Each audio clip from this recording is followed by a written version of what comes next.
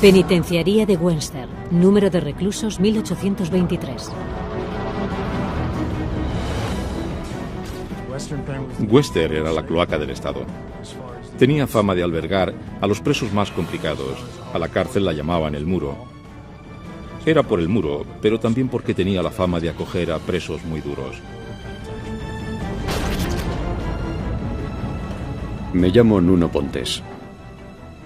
En 1992 me condenaron a entre 10 y 24 años por robo e intento de fuga previo. El primer día un guarda me preguntó: ¿qué es lo que quieres conseguir aquí en la penitenciaría de Western? Yo le respondí: quiero escapar. Se rieron. Pero yo no me reí.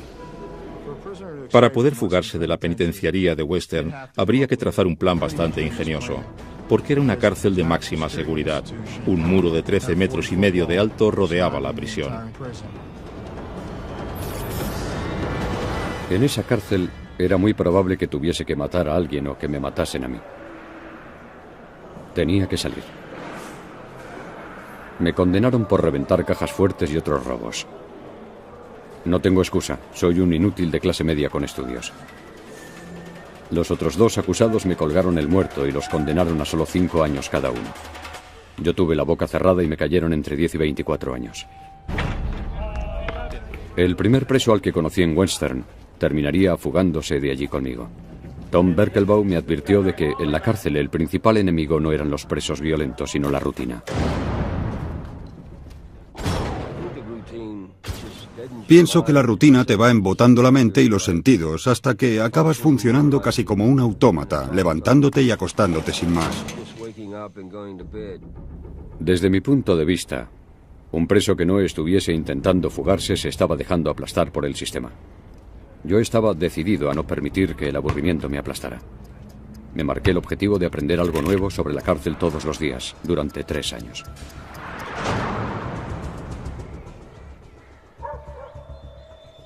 El timbre suena a las 7 de la mañana para ir a desayunar. Si tienes trabajo, tienes que estar allí a las 8 o a las 8:30. Yo trabajaba de administrativo en los talleres de la cárcel. El edificio estaba en la parte norte del recinto, cerca del muro que lo circundaba. Allí dentro estaban todos los servicios de la cárcel: el taller metalúrgico, la lavandería y la oficina de mantenimiento en la que trabajaba yo. Trabajabas hasta que ibas al recuento a las 10:30, o si no te contabilizaban en el trabajo. En el trabajo me supervisaban civiles, no guardas de la cárcel. Me había ganado su confianza y me permitían usar herramientas. Y sobre las 11:30 o 12 volvías para comer. La hora de comer era apropiada para conocer a los demás. Yo buscaba a cualquiera que pudiera serme útil para escapar. Y después volvías a la celda para el recuento de las 4 menos cuarto. De vuelta en mi celda podía concentrarme de verdad. Dibujaba planos imaginarios con lo que había aprendido ese día sobre la cárcel. Sobre las 4:30 volvías a salir, normalmente al patio. El tiempo que pasaba en el patio lo dedicaba a analizar las rutinas de los guardas, sus horarios, distancias, hábitos. Los del muro, los del patio, en las puertas. Iba creando mis propios planos de la prisión. Y de 8 a 9 estabas encerrado.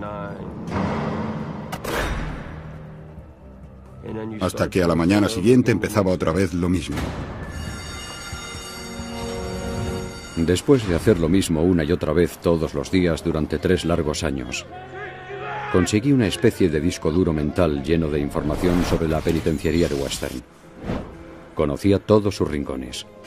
Lo que necesitaba encontrar era un punto débil que poder aprovechar. Y una mañana, un comentario casual de un ingeniero me lo señaló.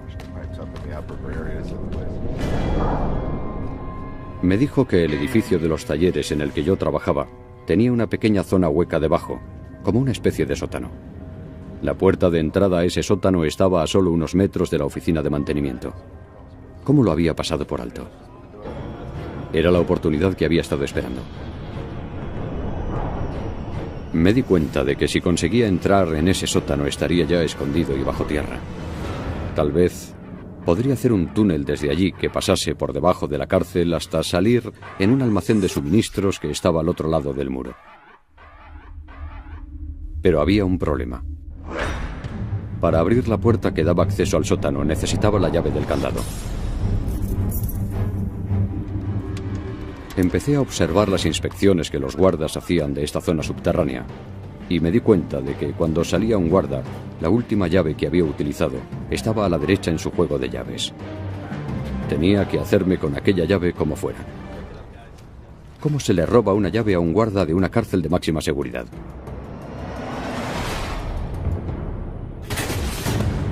Empecé a estrujarme el cerebro. Me obsesioné.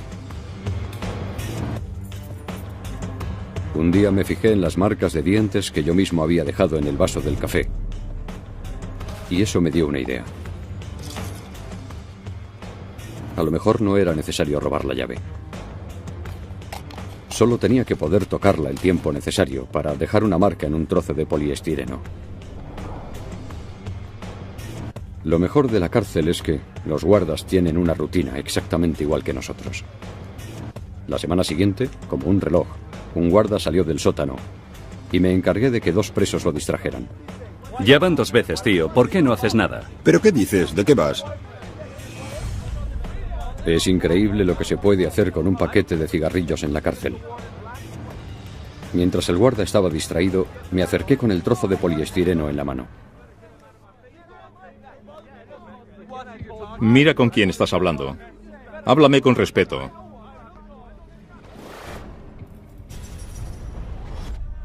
Ojo con lo que dices.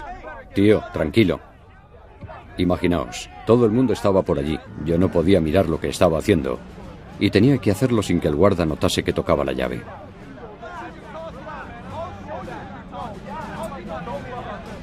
Cállate ya o te vas a meter en un lío. No sabes lo que estás diciendo. Tranquilo, tío. Cuando por fin conseguí agarrarla, ni siquiera sabía si lo estaba haciendo bien o no. Estaba tan concentrado en la llave que se me olvidó fijarme en si había otros guardas mirando.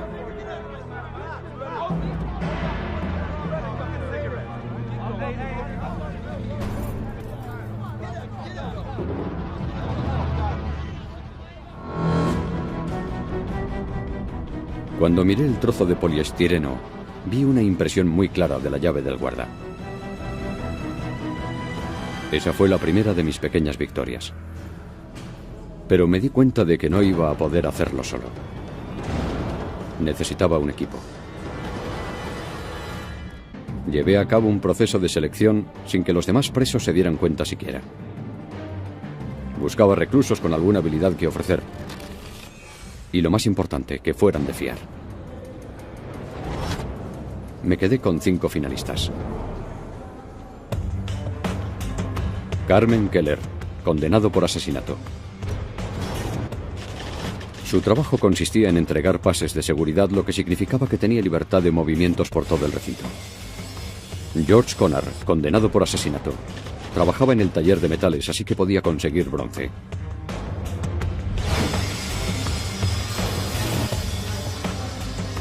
Andy Haim, un ladrón que sabía hacer puentes.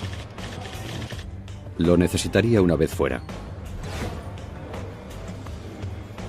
Y Kevin Billingsley, condenado por robo y agresión. Había sido minero y sabía cómo fundir una llave.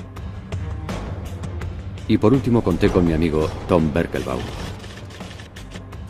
Éramos los 6 de Pittsburgh. Unos días después, Billingsley me pasó una copia casera de la llave del guarda. Llevé la llave del sótano hasta el edificio de talleres, pero aún quedaba por hacer la parte más peligrosa. A plena luz del día y delante de las narices de los guardas, tenía que probar la llave falsa sin que me pillaran.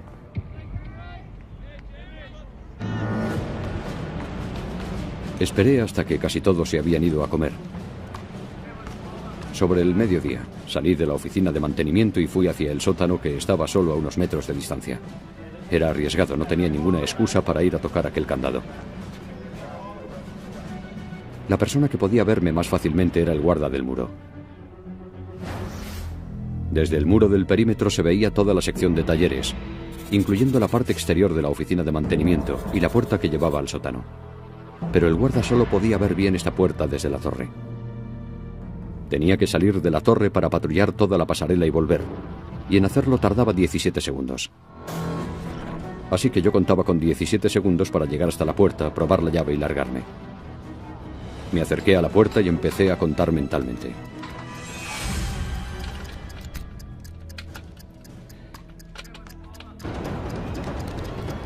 Ni siquiera atinaba a meter la llave en el candado.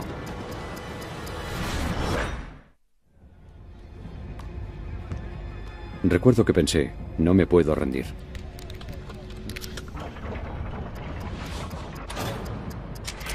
La llave se atascaba. Me mareé. Pensé que se me había acabado el tiempo. Pero entonces se abrió. No me lo podía creer. Volví a cerrar.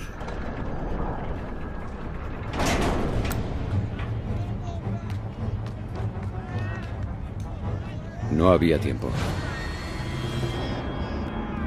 Salí. Y me quedé pensando. Acabo de abrir la puerta de la libertad.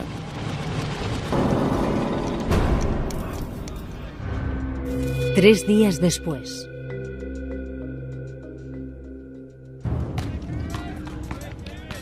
Me reuní con dos compañeros delante del sótano a la hora de comer. Cuando nadie miraba, entramos. Keller tenía que volver 2 horas después para dejarnos salir.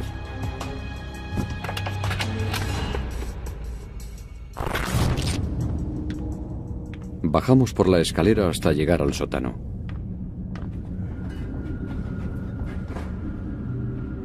Encontramos cascos y linternas y herramientas que habían dejado los obreros.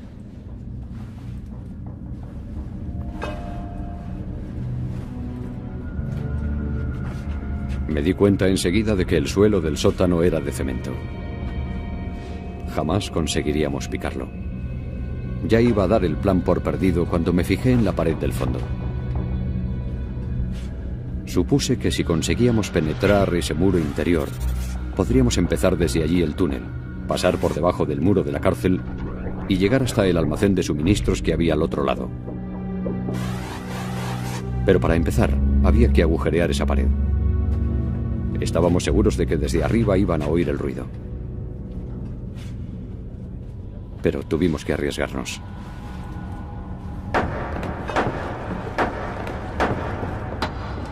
Cada uno de los golpes del martillo sonaba como un trueno. Yo pensaba que los guardas iban a aparecer de un momento a otro. Por fin, los ladrillos se soltaron. Al otro lado había tierra. El corazón me iba a 1000. Estábamos empezando a cavar el túnel de salida. Salimos de allí lo más rápido que pudimos, por si acaso nos habían oído.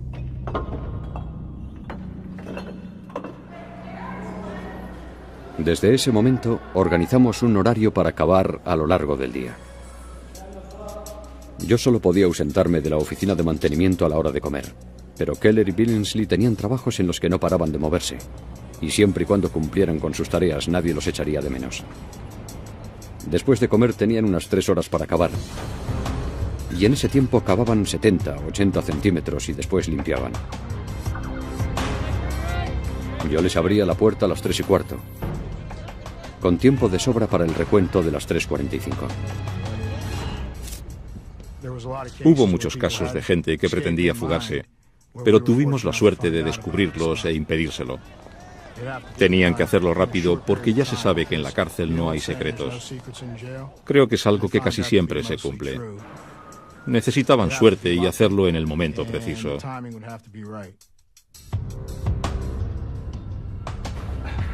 Empezamos a arriesgar más.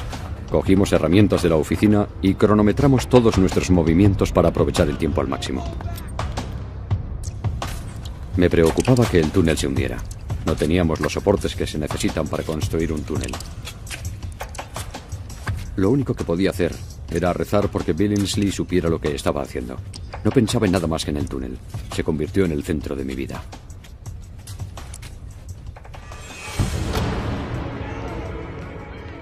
En 4 semanas conseguimos llegar fuera del muro y estuvimos listos para empezar a cavar hacia arriba. Calculaba que estábamos a unas 4 semanas de la fuga.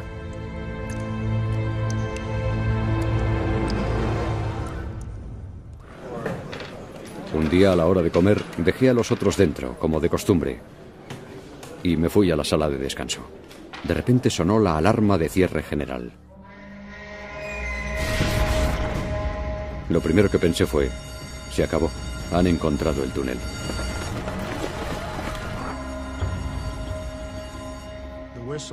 La sirena avisaba a todo el mundo de que había ocurrido algo, así que iba a haber un cierre general. Los reclusos tenían que volver de inmediato a sus celdas y los agentes los controlaban para poder cerrar las rejas. Después se hacía un recuento general. Si faltaba alguien, se ponía en marcha el procedimiento de urgencia por fuga. Nos escoltaron directamente desde el bloque de talleres hasta las celdas a través del patio. Se me revolvió el estómago. Si habían descubierto el túnel, era el final. Pero entonces escuché que habían apuñalado a alguien en uno de los bloques. Y entonces supe que no habían encontrado el túnel. Pero entonces me di cuenta de que si no volvía para abrirles la puerta a Billingsley y Keller, se perderían el recuento.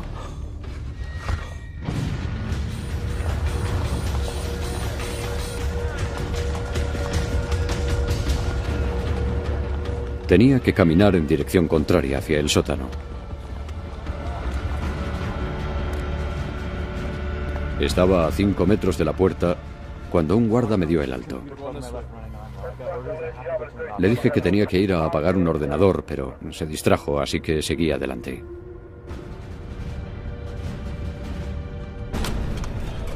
Cierre general.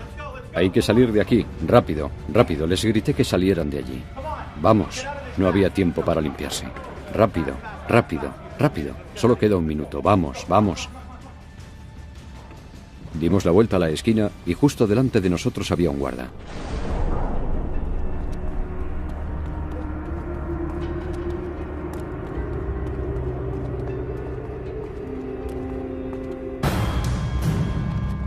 Fue como si notase que había algo raro.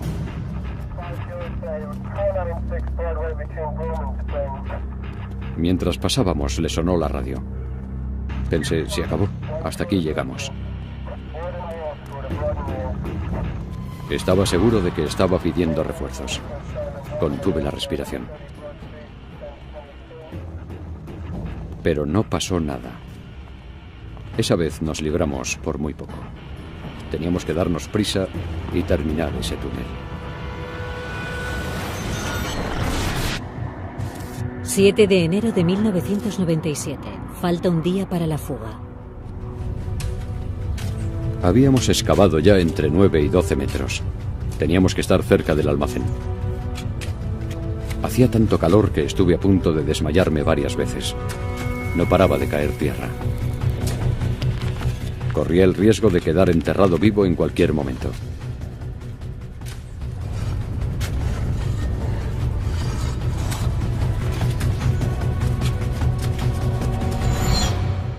Por fin, toqué cemento. Sobre nosotros estaba el almacén de suministros y la puerta hacia la libertad.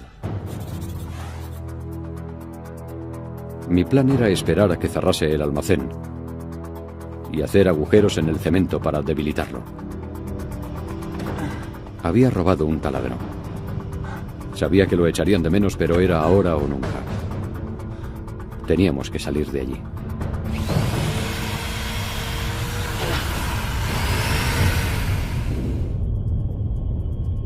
Fue como si se hubiera roto un dique.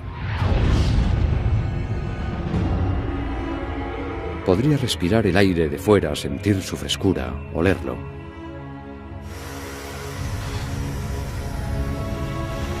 Hice varios agujeros más y por fin conseguí hacer uno lo suficientemente grande como para salir. Y eso era todo. Ya estaba. Nos escaparíamos por la mañana.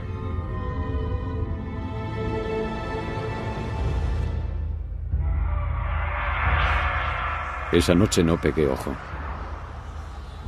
Me puse a temblar. Me quedé paralizado durante 45 minutos. No paraba de imaginar que un guarda nos disparaba o que el túnel se derrumbaba.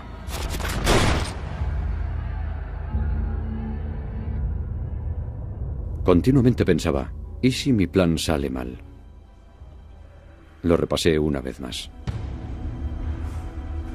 Si conseguimos salir del túnel, tendremos que salir del almacén de suministros sin que nos vea el personal.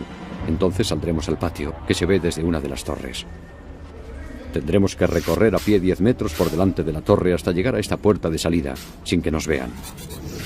Fue la noche más larga de mi vida. La presión era terrible porque casi lo habíamos conseguido. 8 de enero de 1997. Fue un alivio ver que amanecía. Nos reunimos temprano en el sótano.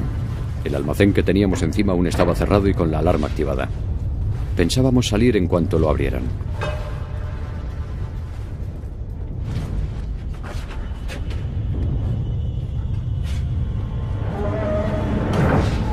Oímos cómo se abrían las puertas del almacén. Era el momento. Kevin Billingsley salió el primero. Yo el último, justo detrás de Tom. Para poder atravesar el túnel, en casi todo el recorrido tuvimos que estirar los brazos del todo y empujar con los pies y tirar con las manos.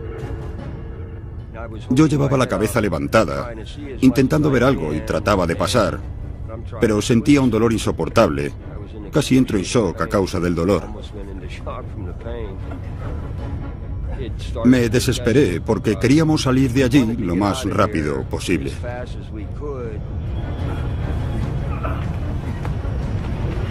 Notaba que me estaba cayendo tierra encima y también salía agua.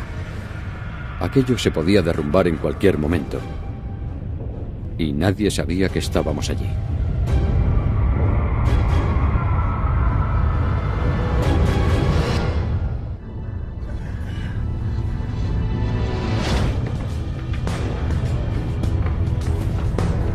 Salí del túnel y me llegó el olor a grasa del suelo. Me pareció el mejor olor del mundo. Ahora solo nos faltaba cruzar el patio y seríamos libres. Ya está, ¿todos listos? Tiré con fuerza de la puerta. Se abrió. Miré hacia afuera. Despejado. Pero entonces, junto a la torre, vi a un guarda. Me estaba mirando directamente. Me puse a pensar como loco, no sabía qué hacer. Lo saludé. Me devolvió el saludo. ¿Qué estás haciendo? ¿Qué haces, tío? Hay un guarda armado. Vale. Todos tranquilos. Tranquilos, dejadme pensar.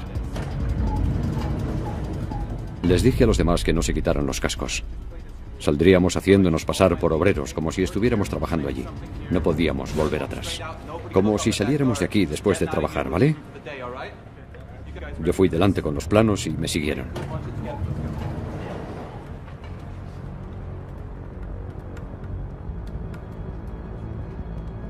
Mientras caminaba, esperaba a que en cualquier momento el guarda gritara, que pidiera refuerzos, que nos disparara. Entonces sonó la alarma de la cárcel. Casi me estalla el corazón. Pero aún así pensé que nos quedaba alguna posibilidad si es que conseguía abrir aquella puerta. Imaginé que al otro lado habría guardas armados. ¡Al suelo! ¡Al suelo!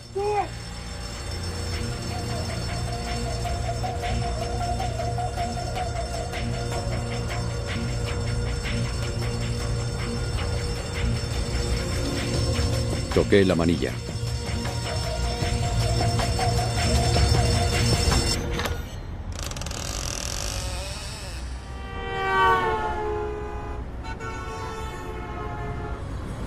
Ni guardas, ni policía, ni armas. La alarma no había sonado por nosotros. La emoción que sentimos casi no se puede describir. Fue como volver a nacer. Salimos, respiramos aire fresco, era un día de sol. Estábamos libres, estábamos fuera.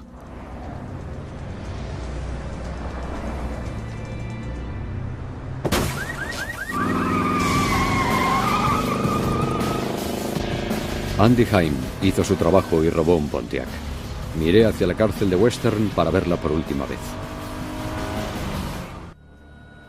Faltan 6 reclusos de la penitenciaría de Western. Según la policía, han protagonizado una osada fuga a plena luz del día, cavando un túnel que los ha llevado al exterior de la prisión. La cárcel se encuentra en estado de cierre general hasta que los presos aparezcan.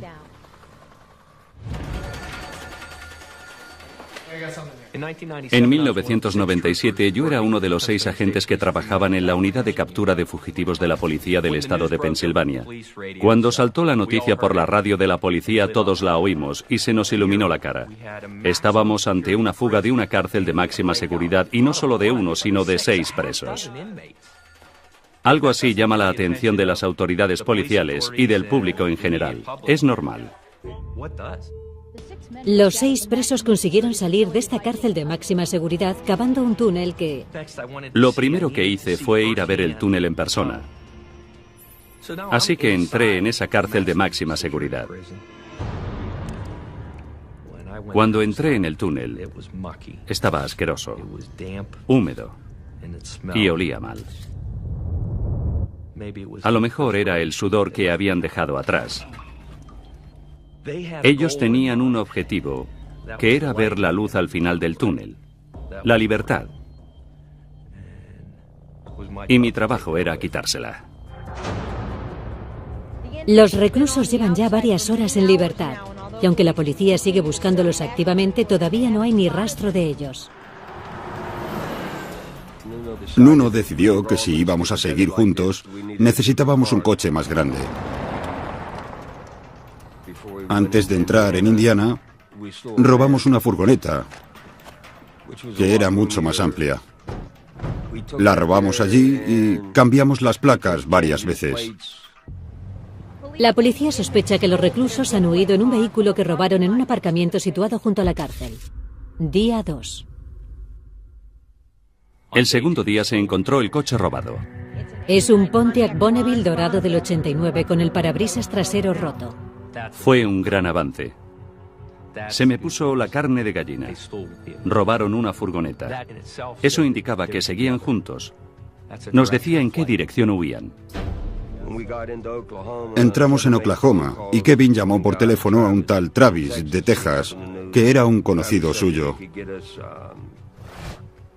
Travis le dijo que podía conseguirnos documentación y entonces podríamos cruzar a México. Nuno Pontes hablaba español. ¿Se va a ir a Quebec? Lo dudo. ¿Se va a ir a México? Huyeron hacia el sur. Y la investigación fue hacia el sur. Día 3. Llegamos a un hotel de Houston, Texas, donde teníamos que esperar a que el contacto de Billingsley apareciera con los carnets falsos. Nuestros contactos se encargaron de que tuviésemos dinero y armas para afrontar cualquier complicación. Matamos el tiempo bebiendo cerveza y celebrándolo. Día 5. Estábamos en una mala situación. No pasaba nada nuevo. La cobertura de los medios era muy repetitiva. De una cárcel de Pittsburgh el miércoles pasado, 6 hombres... Las caras de esos 6 presos salían a diario en la tele. Y había mucha presión para que encontrásemos algo. Necesitábamos una detención.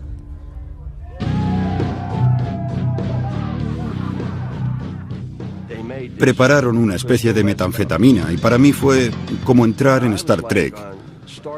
Me fui a otra dimensión.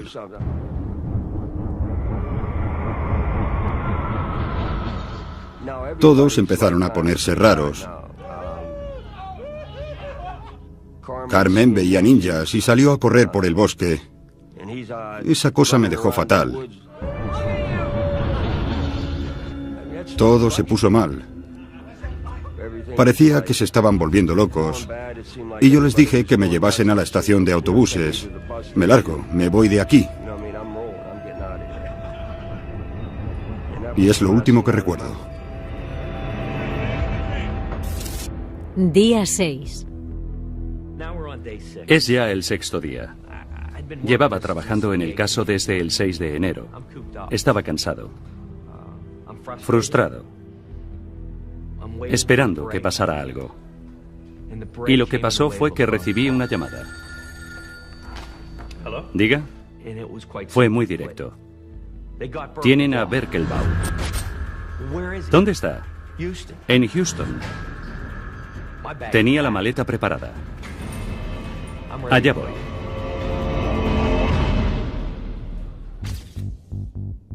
El fugado Thomas Berkelbaum ha sido capturado en Houston mientras merodeaba por una parada de autobús. Berkelbaum apareció en la estación de autobuses de Greyhound y llamaron a una ambulancia porque estaba tirado en el suelo de la terminal, retorciéndose. Mientras estaba en la estación tuve un infarto y lo siguiente que recuerdo es estar en el hospital. Sabía que estaba perdido y casi me muero. Tenía que ser yo quien interrogara a Thomas Berkelbaum. Necesitaba una pista sobre el paradero de los otros 5. ¿Dónde están? ¿Siguen juntos? ¿Van en algún vehículo? ¿Van a cruzar la frontera? ¿Es demasiado tarde? Estábamos cerca. Muy cerca. Pero también lo estaba México. Cuando entré en la sala de interrogatorios y vi a Thomas Berkelbaum, drogado, atontado, perdí casi toda la esperanza que tenía. ¿Hubo drogas, fiesta? No lo sé, no lo sé. Era totalmente incoherente. Sí, es verdad. A las 3 horas y 10 minutos, yo estaba frustradísimo. No decía nada con sentido. Pero no hablaba en singular. Siempre decía nosotros. Hablaba en plural. Y fuimos al hotel. Era una buena señal. Eso nos daba una ventaja, porque estábamos buscando a todo un grupo y no a 5 individuos huyendo como hormigas en distintas direcciones. Día 8. Keller y yo salimos a hacer la compra. Íbamos por una carretera secundaria cuando de repente apareció un coche de policía delante de nosotros. Tranquilo, mira hacia adelante. Adelántalo. Lo adelantamos tranquilamente. Confía en mí, sigue conduciendo tranquilo.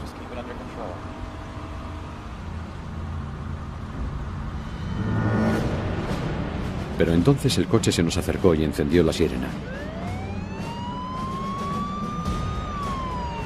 Keller estaba perdiendo los nervios. Le dije que parase y que estuviese tranquilo. Que me dejase hablar a mí.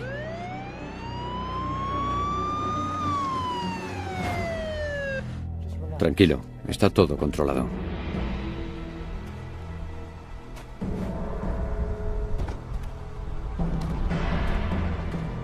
El policía vino hacia nosotros.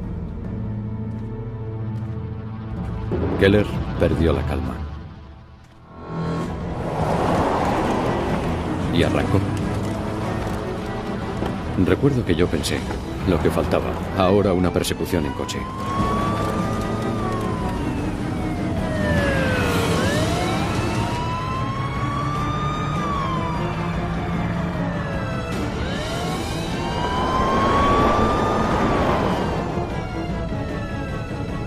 Nos metimos por un camino lateral y vi que no tenía salida. Agarré el volante para dar la vuelta.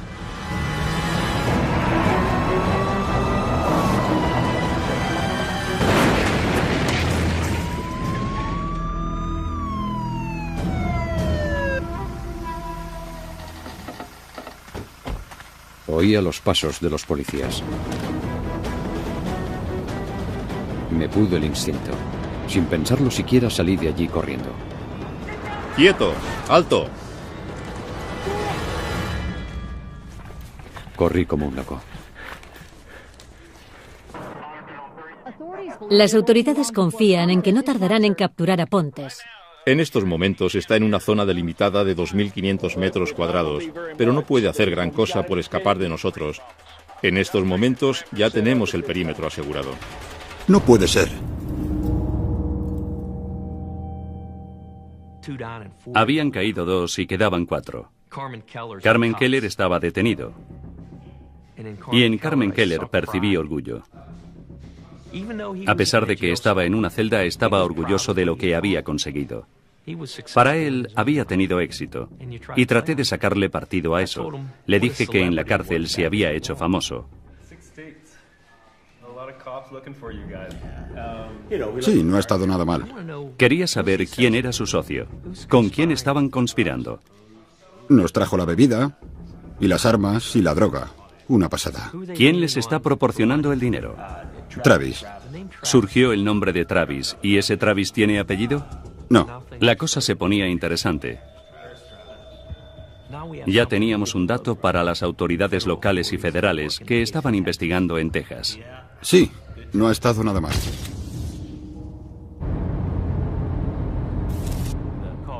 La llamada la hizo uno de los agentes de Pensilvania. La mejor pista nos la dio Keller cuando lo interrogaron después de detenerlo. Keller sabía que un tal Travis los estaba ayudando a él y a los demás fugitivos, y sabía que estaba en una caravana y que estaba en la I-10 cerca de Houston. Y también sabía que en el lugar donde estaba la caravana había un elefante blanco. Lo localizamos y encontramos una pequeña caravana que tenía un Ford pequeño de color rojo aparcado delante. Así que pedimos información por radio sobre la matrícula. Un sedán 24086M.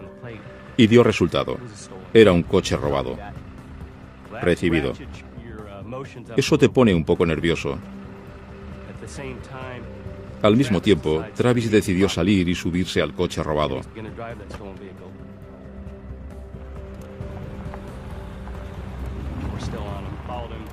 Lo seguimos y no fue muy lejos. Paró en el motel Pasadena. No se había fijado en nosotros.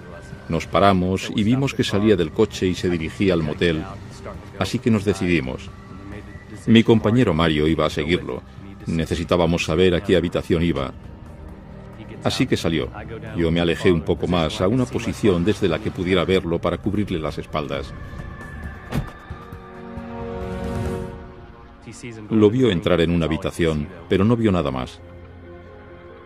Vino a donde yo estaba y me dijo, habitación 129.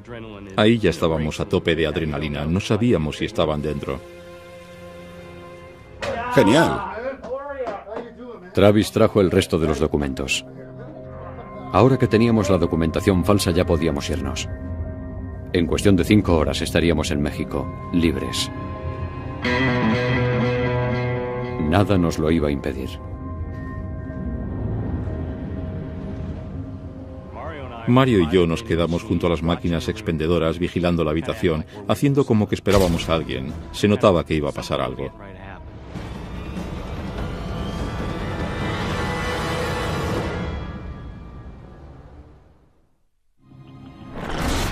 Necesitamos refuerzos ya y no sabemos cuánto tardarán en llegar, pero tenemos a uno de los fugitivos. Creo que no estábamos preparados. Esto que no lo sepa mi mujer, pero no nos habíamos puesto ni los chalecos antibalas. Habitación 129. Pueden ser los fugitivos. Lo siguiente que pasó fue que se abrió la puerta. Billingsley y Haim salieron de la habitación. Tal vez habían oído los coches llegando por detrás o vieron a los agentes en la parte de atrás del hotel. Pero parecía que les pasaba algo. Por eso había tanta tensión, porque no sabíamos qué iba a pasar en los 30 segundos siguientes. La suerte estaba echada, teníamos que actuar y detenerlos. Sacamos las pistolas.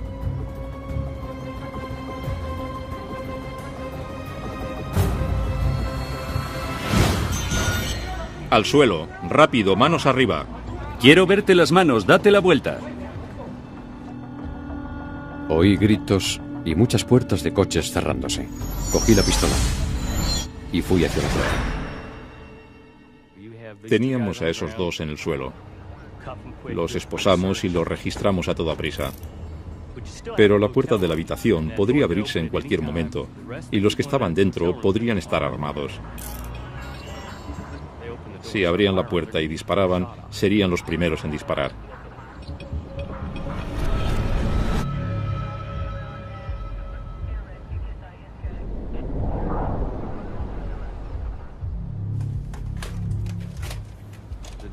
Y la puerta se abrió.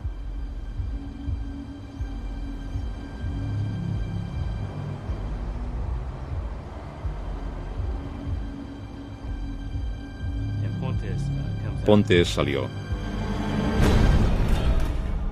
Le gritamos enseguida: las manos arriba, de rodillas, abajo. El FBI, la policía, estaba rodeado. Él miraba alrededor y veía que había varias armas apuntándole. De rodillas, venga. Me fijé en todos los detalles. Pensaba a toda prisa, valorando mis opciones.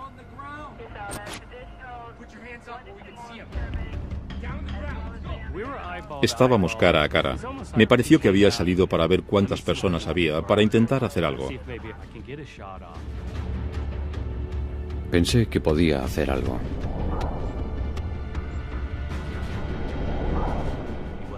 No levantaba las manos. En ese momento levantas el dedo de la culata y lo apoyas en el gatillo. Ya había mucha adrenalina de antes y ahora aún más, y con el dedo en el gatillo. ¡Al suelo, venga! ¡Al suelo! ¡Al suelo! Vi muchísimas armas. De rodillas.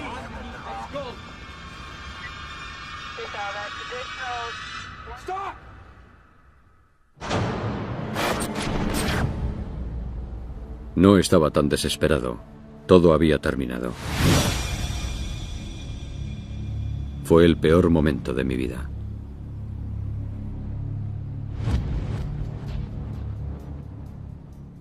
Venga, tranquilito, id saliendo. Y todo se calmó. Los fuimos llamando uno a uno. Y cuando vimos lo que tenían en la habitación, caray, carnés de conducir de Texas, munición de calibre 12 y una escopeta recortada. Creo que al capturarles ese día evitamos que hicieran daño a mucha gente y que atracaran en muchos sitios. Entre muchas otras cosas que aún están por resolver, la policía quiere saber cómo consiguieron los fugitivos hacerse con armas y dinero. Desde la fuga, 2 de los 6 de Pittsburgh han sido puestos en libertad. Nuno Pontes, de 30 años, ha sido identificado como el cerebro del plan de fuga. Nuno Pontes se encuentra recluido en régimen de aislamiento. Desde la fuga, he pasado 12 años encerrado en una celda las 24 horas del día, con la excepción de 1 hora al día, 5 días a la semana, en la que me meten en una pequeña jaula al aire libre.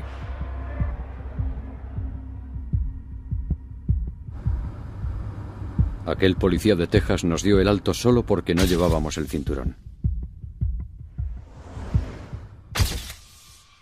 Si aquel día hubiera llevado el cinturón, ahora mismo estaría en México, y no contando mi historia desde la cárcel.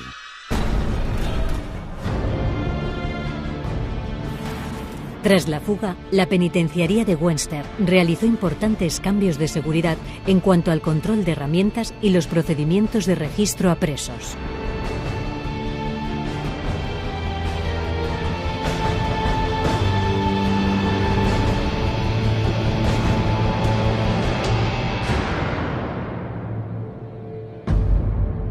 Estábamos ante una fuga de una cárcel de máxima seguridad, y no solo de uno, sino de 6 presos.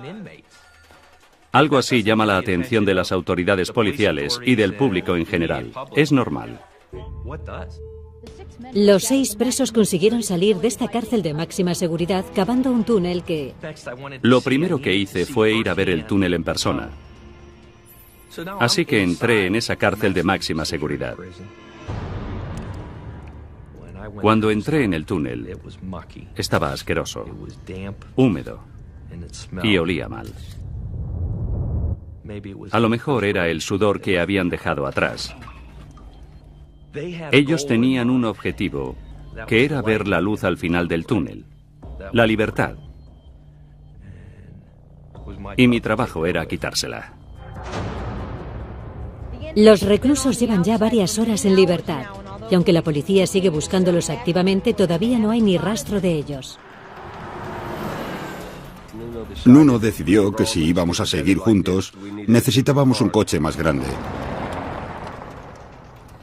Antes de entrar en Indiana, robamos una furgoneta, que era mucho más amplia. La robamos allí y cambiamos las placas varias veces. La policía sospecha que los reclusos han huido en un vehículo que robaron en un aparcamiento situado junto a la cárcel. Día 2. El segundo día se encontró el coche robado. Es un Pontiac Bonneville dorado del 89 con el parabrisas trasero roto. Fue un gran avance. Se me puso la carne de gallina. Robaron una furgoneta. Eso indicaba que seguían juntos.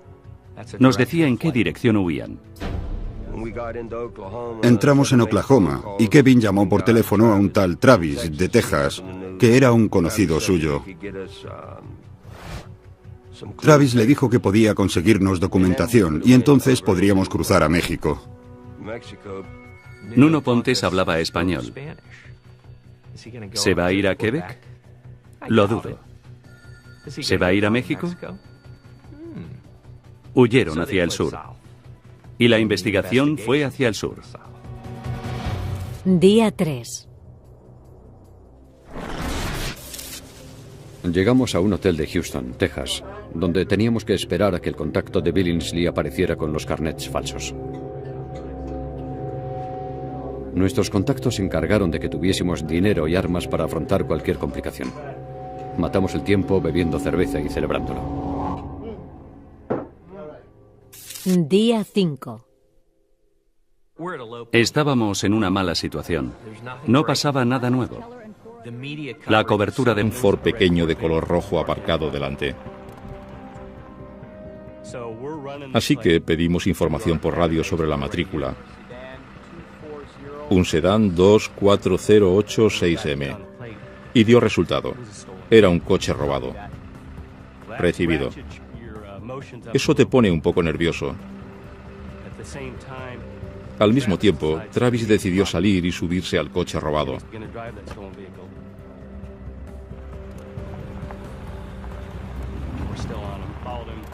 Lo seguimos y no fue muy lejos. Paró en el motel Pasadena. No se había fijado en nosotros. Nos paramos y vimos que salía del coche y se dirigía al motel. Así que nos decidimos. Mi compañero Mario iba a seguirlo. Necesitábamos saber a qué habitación iba.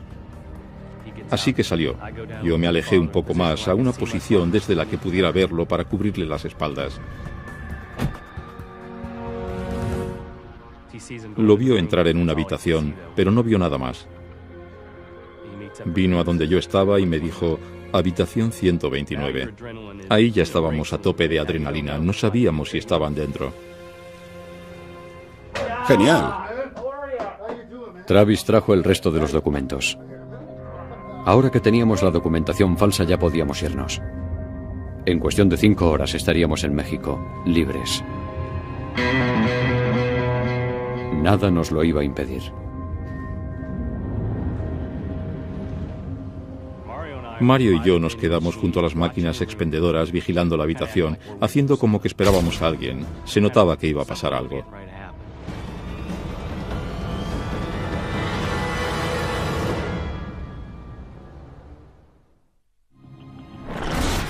Necesitamos refuerzos ya y no sabemos cuánto tardarán en llegar, pero tenemos a uno de los fugitivos. Creo que no estábamos preparados. Esto que no lo sepa mi mujer, pero no nos habíamos puesto ni los chalecos antibalas. Habitación 129. Pueden ser los fugitivos. Lo siguiente que pasó fue que se abrió la puerta. Billingsley y Haim salieron de la habitación. Tal vez habían oído los coches llegando por detrás o vieron a los agentes en la parte de atrás del hotel. Pero parecía que les pasaba algo. Por eso había tanta tensión, porque no sabíamos qué iba a pasar en los 30 segundos siguientes. La suerte estaba echada, teníamos que actuar y detenerlos. Sacamos las pistolas.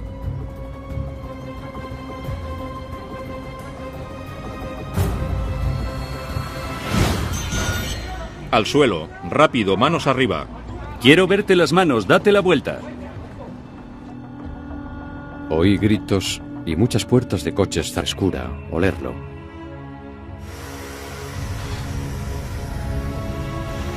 Hice varios agujeros más y por fin conseguí hacer uno lo suficientemente grande como para salir. Y eso era todo. Ya estaba. Nos escaparíamos por la mañana.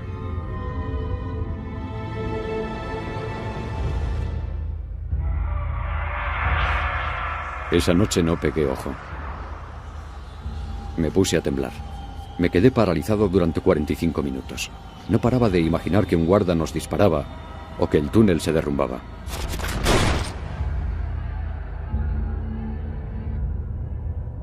Continuamente pensaba, ¿y si mi plan sale mal? Lo repasé una vez más. Si conseguimos salir del túnel, tendremos que salir del almacén de suministros sin que nos vea el personal. Entonces saldremos al patio, que se ve desde una de las torres.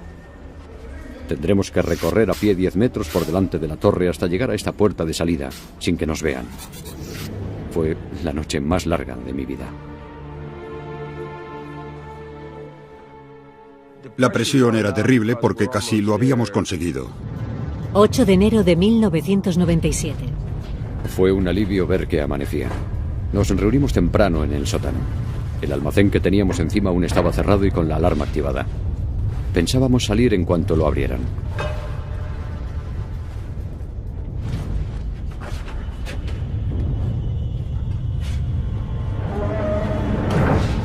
Oímos cómo se abrían las puertas del almacén. Era el momento. Kevin Billingsley salió el primero. Yo el último, justo detrás de Tom. Para poder atravesar el túnel, en casi todo el recorrido tuvimos que estirar los brazos del todo y empujar con los pies y tirar con las manos. Yo llevaba la cabeza levantada, intentando ver algo y trataba de pasar, pero sentía un dolor insoportable. Casi entro en shock a causa del dolor. Me desesperé porque queríamos salir de allí lo más rápido posible.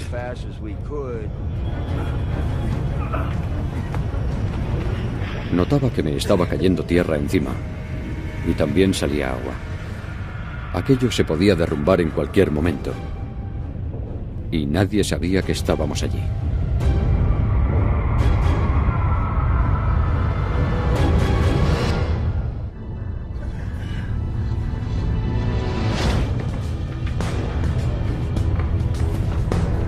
Salí del túnel y me llegó el olor a grasa del suelo. Tío, tranquilo. Imaginaos, todo el mundo estaba por allí. Yo no podía mirar lo que estaba haciendo y tenía que hacerlo sin que el guarda notase que tocaba la llave.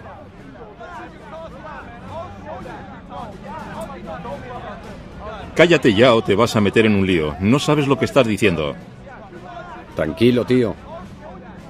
Cuando por fin conseguí agarrarla, ni siquiera sabía si lo estaba haciendo bien o no. Estaba tan concentrado en la llave que se me olvidó fijarme en si había otros guardas mirando.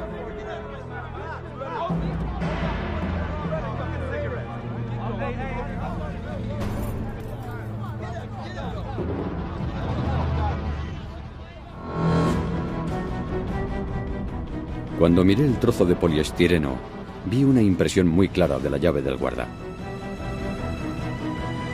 Esa fue la primera de mis pequeñas victorias. Pero me di cuenta de que no iba a poder hacerlo solo. Necesitaba un equipo. Llevé a cabo un proceso de selección sin que los demás presos se dieran cuenta siquiera. Buscaba reclusos con alguna habilidad que ofrecer.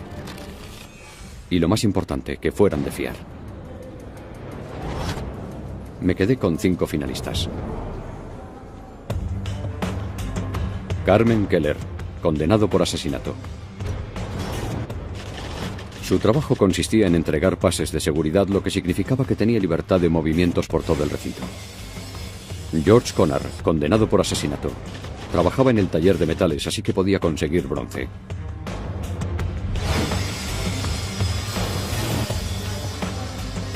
Andy Haim, un ladrón que sabía hacer puentes. Lo necesitaría una vez fuera. Y Kevin Billingsley, condenado por robo y agresión. Había sido minero y sabía cómo fundir una llave. Y por último conté con mi amigo Tom Berkelbaum. Éramos los 6 de Pittsburgh. Unos días después, Billingsley me pasó una copia casera de la llave del guarda. Llevé la llave del sótano hasta el edificio de talleres, pero aún quedaba por hacer la parte más peligrosa. A plena luz del día y delante de las narices de los guardas, tenía que probar la llave falsa sin que me pillaran.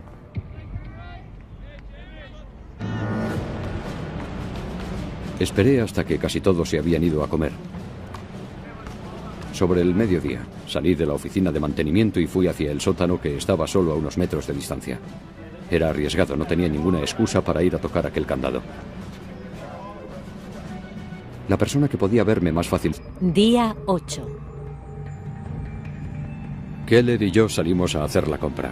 Íbamos por una carretera secundaria cuando de repente apareció un coche de policía delante de nosotros. Tranquilo, mira hacia adelante. Adelántalo. Lo adelantamos tranquilamente. Confía en mí, sigue conduciendo tranquilo.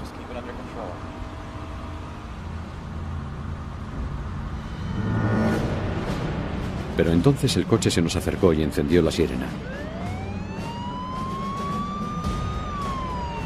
Keller estaba perdiendo los nervios. Le dije que parase y que estuviese tranquilo. Que me dejase hablar a mí.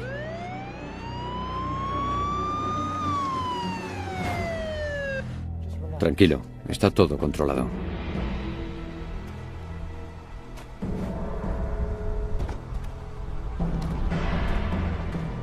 El policía vino hacia nosotros. Keller perdió la calma. Y arrancó. Recuerdo que yo pensé, lo que faltaba, ahora una persecución en coche.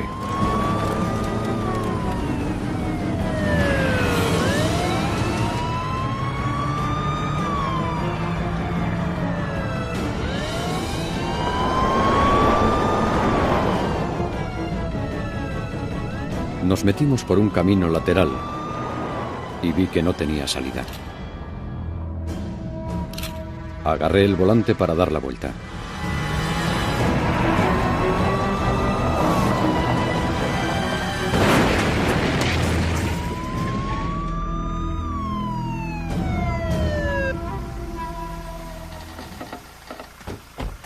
Oía los pasos de los policías. Me pudo el instinto. Sin pensarlo siquiera salí de allí corriendo. ¡Quieto! ¡Alto! Corrí como un loco. Las autoridades confían en que no tardarán en capturar a Pontes. En estos momentos está en una zona delimitada de 2.500 metros cuadrados, pero no puede hacer gran cosa por escapar de nosotros. En estos momentos ya tenemos el perímetro asegurado. No puede ser. Habían caído 2 y quedaban 4. Carmen Keller estaba detenido. Y en Carmen Keller percibí orgullo. A pesar de que estaba en una celda, estaba orgulloso de lo que había conseguido. Para él había tenido éxito. Y traté de sacarle partido a eso. Le dije que en la cárcel se había hecho famoso.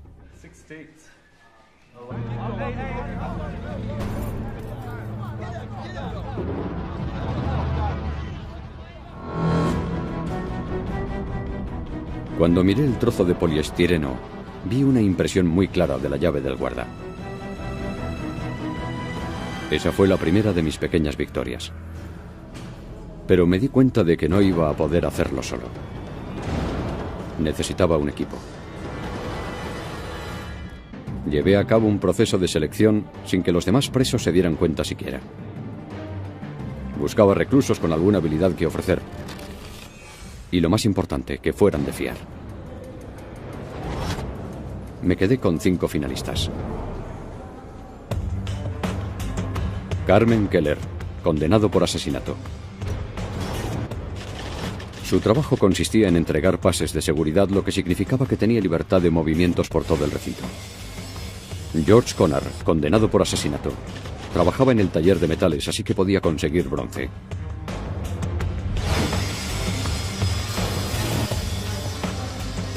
Andy Haim, un ladrón que sabía hacer puentes. Lo necesitaría una vez fuera. Y Kevin Billingsley, condenado por robo y agresión. Había sido minero y sabía cómo fundir una llave. Y por último conté con mi amigo Tom Berkelbaum. Éramos los 6 de Pittsburgh. Unos días después, Billingsley me pasó una copia casera de la llave del guarda.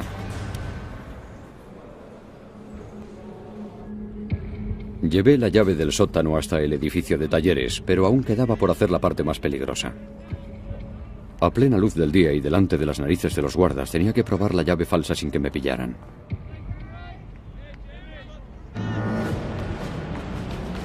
Esperé hasta que casi todos se habían ido a comer.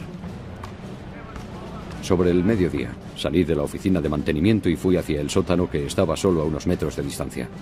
Era arriesgado, no tenía ninguna excusa para ir a tocar aquel candado.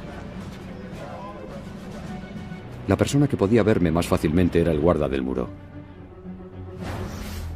Desde el muro del perímetro se veía toda la sección de talleres, incluyendo la parte exterior de la oficina de mantenimiento y la puerta que llevaba al sótano. Pero el guarda solo podía ver bien esta puerta desde la torre. Tenía que salir de la torre para patrullar toda la pasarela y volver, y en hacerlo tardaba 17 segundos. Así que yo contaba con 17 segundos para llegar hasta la puerta, probar la llave y largarme. Me acerqué a la puerta y empecé a contar mentalmente.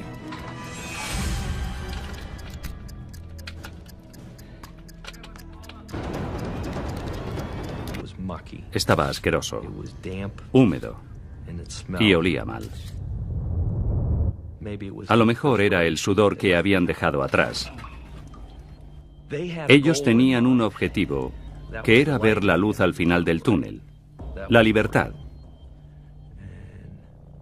Y mi trabajo era quitársela.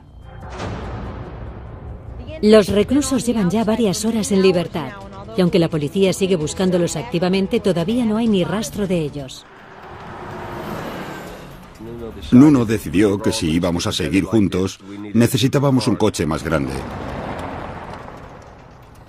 Antes de entrar en Indiana, robamos una furgoneta, que era mucho más amplia. La robamos allí y cambiamos las placas varias veces. La policía sospecha que los reclusos han huido en un vehículo que robaron en un aparcamiento situado junto a la cárcel. Día 2. El segundo día se encontró el coche robado. Es un Pontiac Bonneville dorado del 89 con el parabrisas trasero roto. Fue un gran avance. Se me puso la carne de gallina. Robaron una furgoneta. Eso indicaba que seguían juntos. Nos decía en qué dirección huían. Entramos en Oklahoma y Kevin llamó por teléfono a un tal Travis de Texas, que era un conocido suyo. Travis le dijo que podía conseguirnos documentación y entonces podríamos cruzar a México. Nuno Pontes hablaba español. ¿Se va a ir a Quebec? Lo dudo. ¿Se va a ir a México?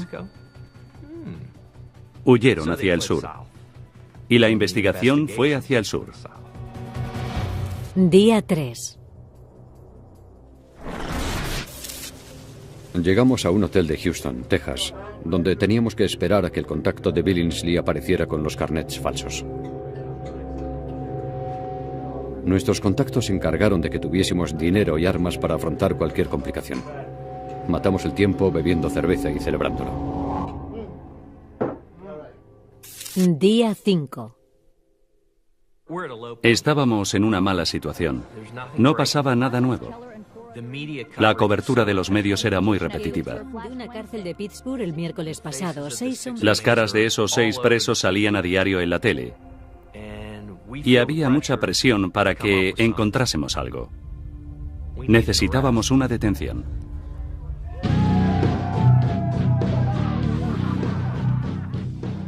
prepararon una especie de metanfetamina y para mí fue como entrar en Star Trek. Me fui a otra dimensión. Para la fuga. Habíamos excavado ya entre 9 y 12 metros. Teníamos que estar cerca del almacén. Hacía tanto calor que estuve a punto de desmayarme varias veces. No paraba de caer tierra. Corría el riesgo de quedar enterrado vivo en cualquier momento.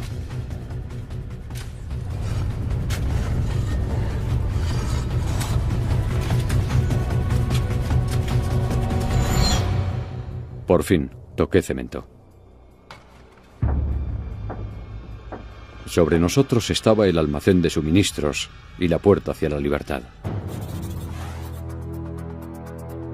Mi plan era esperar a que cerrase el almacén y hacer agujeros en el cemento para debilitarlo.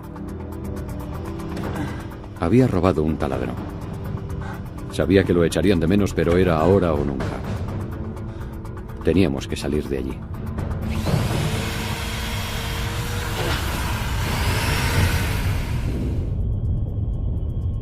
Fue como si se hubiera roto un dique. Podría respirar el aire de fuera, sentir su frescura, olerlo.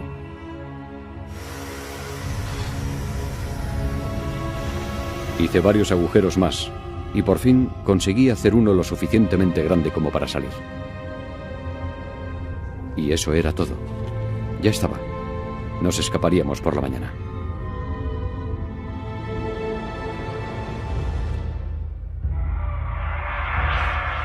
Esa noche no pegué ojo. Me puse a temblar. Me quedé paralizado durante 45 minutos. No paraba de imaginar que un guarda nos disparaba o que el túnel se derrumbaba.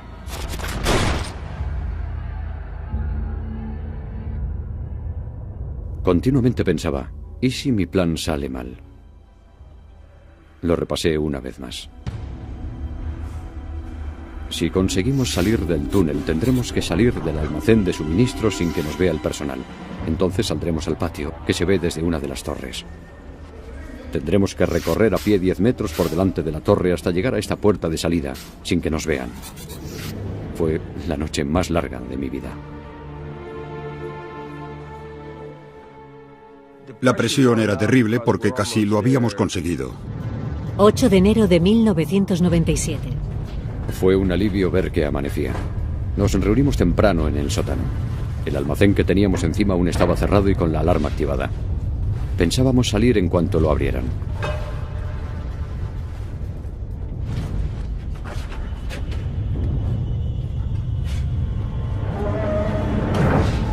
Oímos cómo se abrían las puertas del... Estaba seguro de que estaba pidiendo refuerzos.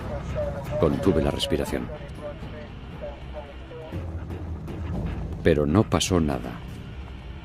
Esa vez nos libramos por muy poco. Teníamos que darnos prisa y terminar ese túnel.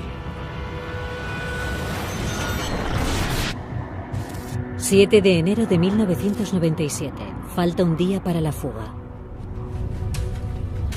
Habíamos excavado ya entre 9 y 12 metros. Teníamos que estar cerca del almacén. Hacía tanto calor que estuve a punto de desmayarme varias veces. No paraba de caer tierra. Corría el riesgo de quedar enterrado vivo en cualquier momento.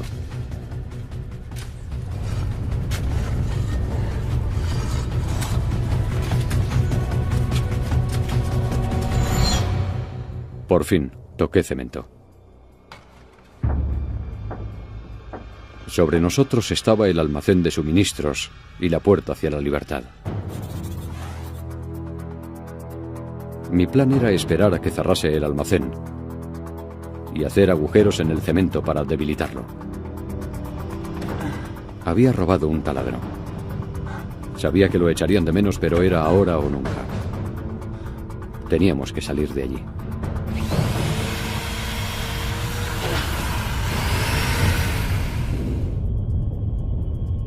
Fue como si se hubiera roto un dique. Podría respirar el aire de fuera, sentir su frescura, olerlo.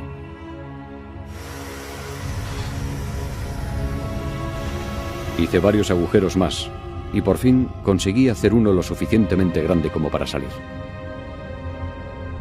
Y eso era todo. Ya estaba. Nos escaparíamos por la mañana.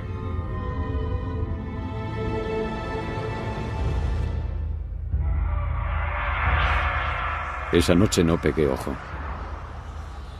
Me puse a temblar. Me quedé paralizado durante 45 minutos. No paraba de imaginar que un guarda nos disparaba o que el túnel se derrumbaba.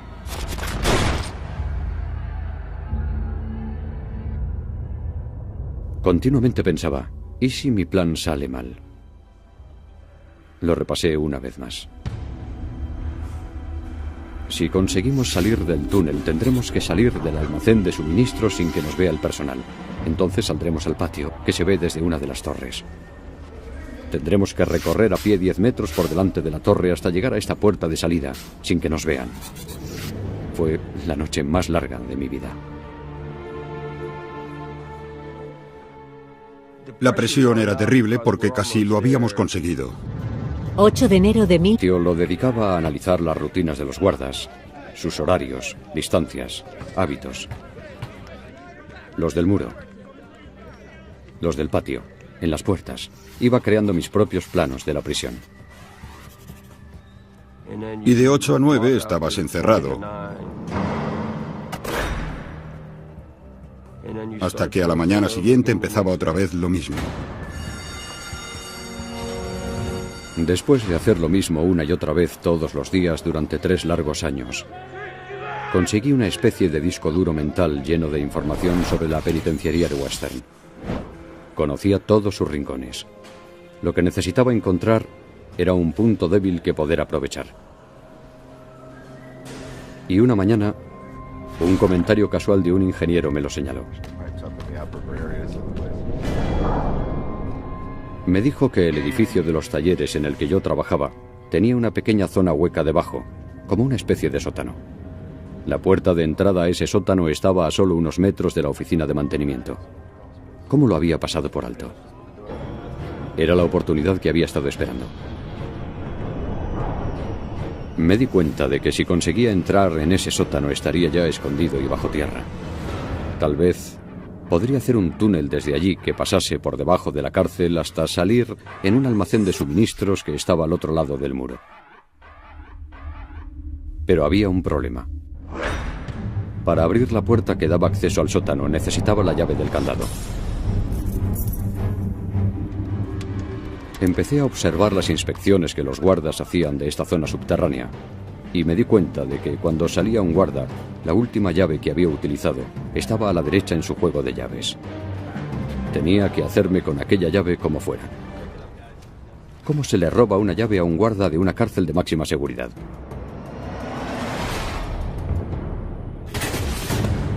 Empecé a estrujarme el cerebro. Me obsesioné. Un día me fijé en las marcas de dientes que yo mismo había dejado en el vaso del café. Y eso me dio una idea. A lo mejor no era necesario robar la llave. Solo tenía que poder tocarla el tiempo necesario para dejar una marca en un trozo de poliestireno. Lo mejor de la cárcel es que los guardas tienen una rutina exactamente igual que nosotros. La semana siguiente, como un reloj, un guarda salió del sótano y me encargué de que 2 presos lo distrajeran. Ya van 2 veces, tío. ¿Por qué no haces nada? ¿Pero qué dices? ¿De qué vas? Es increíble lo que se puede hacer con un paquete de cigarrillos en la cárcel. Mientras el guarda estaba distraído,